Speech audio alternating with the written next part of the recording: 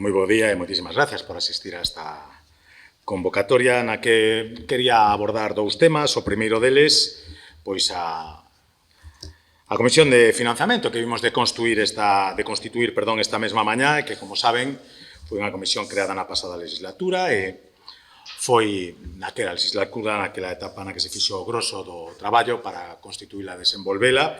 Completouse unha primeira fase de comparecencia, compareceuse, non recordo mal, o Conselleiro de Facenda e ata 9 expertos na materia e tamén se recibiron pois a totalidade dos 21 informes previstos e contidos no seu plan de traballo.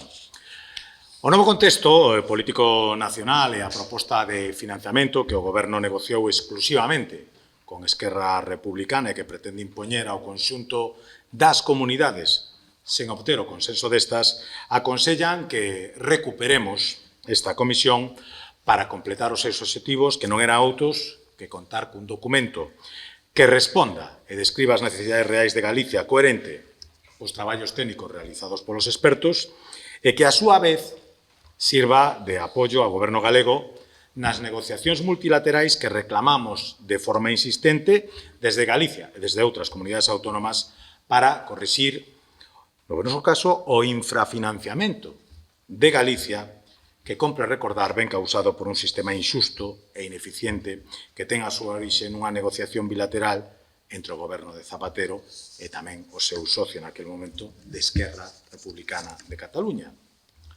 Desgraciadamente, o consenso que se intuía ao longo da pasada legislatura agora semella roto, debido ao cambio de postura tanto do Bloque Nacionalista Galego como do Partido Socialista de Galicia.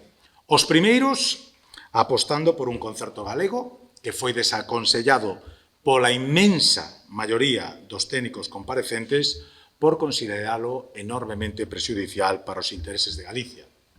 E os segundos antepoñendo os intereses persoais e políticos de Pedro Sánchez, aínda que sexa a costa de renunciar a un financiamento xusto para Galicia e de defender, por exemplo, a ponderación fundamental de elementos como o embellecemento e a dispersión xeográfica no novo marco financiero. Gustaríame que esta comisión servise para que recapacitasen e recuperásemos o consenso, pero, polo menos, se non é así, servirá para que cadaquel se retrate e para que as galegas e os galegos coñezan quen está defendendo os intereses de Galicia e quen está defendendo intereses espurios. Esta mañá nomeamos a presidencia e a vicepresidencia desa comisión e a secretaría que lle corresponden ao Grupo Popular e a secretaría que corresponde ao Bloque Nacionalista Galego. Pola nosa parte, propuxemos e eleximos como presidente a Julio García Comesaña e como vicepresidenta da comisión a Paula Prado del Río. E a partir de aí, pois, continuaremos avanzando coa aprobación primeiro das normas de funcionamento e do plan do traballo para completar os traballos desta comisión. O segundo dos temas que me gustaría abordar hoxe aquí é o que abordaremos precisamente unha vez se remate esta rolda de prensa, que é o debate na comisión da proposta formulada polo Bloque Nacionalista Galego para ocupar as funcións da Xunto ao cargo de Valedor do Pobo. Como saben, fai algunhas semanas que iniciamos os trámites para renovar a institución da Valedoría do Pobo. Alcanzábamos por aquel entón un acordo enormemente claro que consistía en que Partido Popular de Galicia e Bloque Nacionalista Galego propuxéramos nomes para ostentar o cargo de valedor e da Xunto a Valedoría. O compromiso para apoiar ambos os dous nomeamentos tamén era claro. Propoñer perfís marcadamente institucionais e independentes. O Partido Popular de Galicia propuxo o nome de Dolores Fernández Gariño, que xa ocupaba o cargo de valedora e que ten unha acreditada e dilatada experiencia como magistrada independente. O BNG, pola contra, non fixo ningunha proposta, alegando que precisaba máis tempo. Só cando recibimos a confirmación do Bloque Nacionalista Galego do seu apoio á nosa proposta, procedemos a rexistrala para sometela á consideración da Comisión de Peticións e, posteriormente, do Pleno do Parlamento de Galicia. Durante as seguintes semanas solicitei, en distintas e reiteradas ocasións, que se me facilitara o nome do candidato do Bloque Nacionalista ao posto de adxunto, pero o Bloque seguía precisando máis tempo. O 24 de febreiro, día de pleno, recibo unha petición na que me se solicita autorizar a mesa a que abra o procedimento de elección do asunto. Acepto esa proposta co compromiso da viceportavoz do Blenque de que ao longo dese día me proporcionará o nome do candidato, e así o fixo.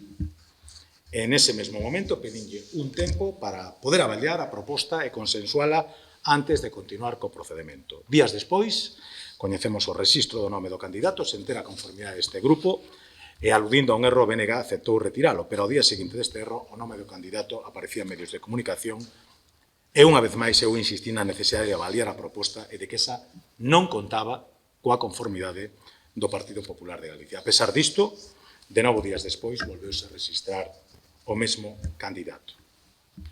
Non é certo que en algún momento houbera acordo para designar o asunto a valedor.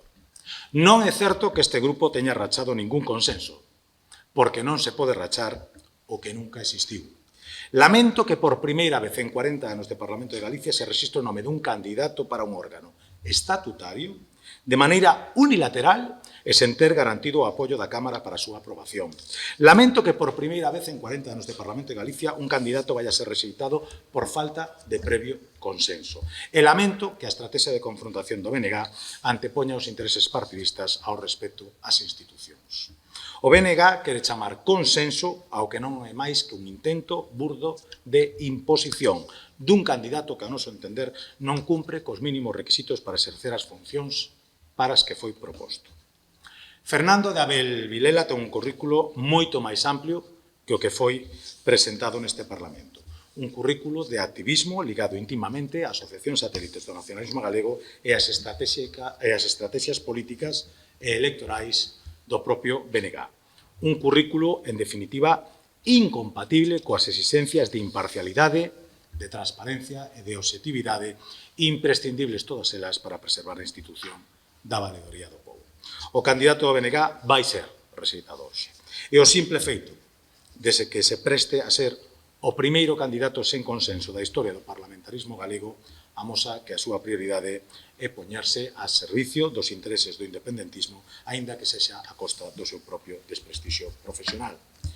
Nun momento no que no conxunto de España estamos a denunciar a colonización das institucións que son de todos, o Partido Popular de Galicia tomou a decisión de fortalecer as nosas institucións, designando perfis absolutamente imparciais para reforzar a independencia de todas e cada unha delas. Este partido non vai colonizar as institucións de todo, pero tampouco vai permitir que estas sexan colonizadas por activistas afíns a forzas minoritarias. Cando remate esta primeira tentativa, nos seguiremos coa man tendida para retomar o proceso de completa renovación da valedoría nos mesmos termos nos que o iniciamos. Un acordo baseado na elección de persoas de marcado carácter institucional, de probada objetividade e de absoluta imparcialidade. Pola miña banda non teño moito máis que engadir, quedo a vosa disposición por si necesitades algún tipo de aclaración sobre este tema ou sobre calquera outra cuestión que consideredes de interés.